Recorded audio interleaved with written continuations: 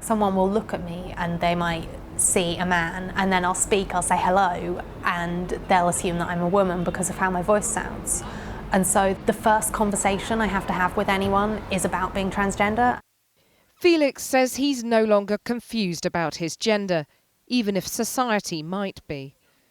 2 years ago, he started passing as a man, and he's now waiting to take testosterone and have surgery to remove breast tissue. He's had lots of support from family and friends.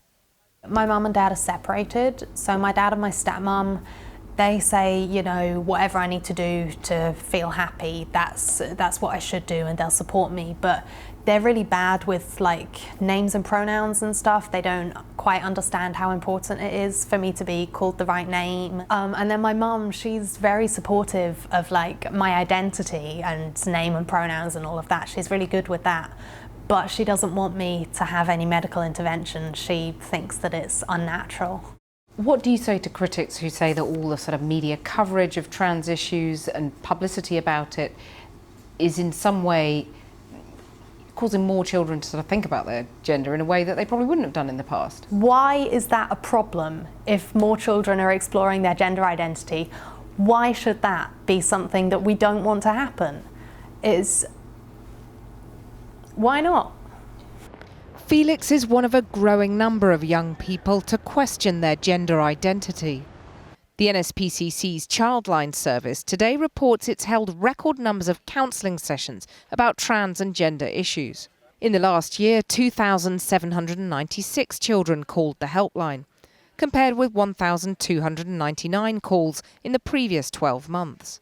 On average, Childline receives 8 calls a day from children worried their biological sex doesn't match their gender. One of the things that could be behind this is young people are coming forward with more of a confidence to talk about the issues. But the thing that's really worrying us is that when young people are coming out talking about transgender issues, they're often met with humiliation, bullying and abuse. Felix appears secure now in his identity, but he still questions himself. When people don't respect my identity, like when I'm referred to as she, it pushes me into this space of doubting myself. And it can be quite hard to feel like that. Like, I've already changed my name, I've got a male passport, I'm a good long way down the road, and to suddenly have that in your head, like, what if I'm making it all up? What if I've got it wrong? It's quite scary. But it is, I know that's not true, it's just society's doubt inside me.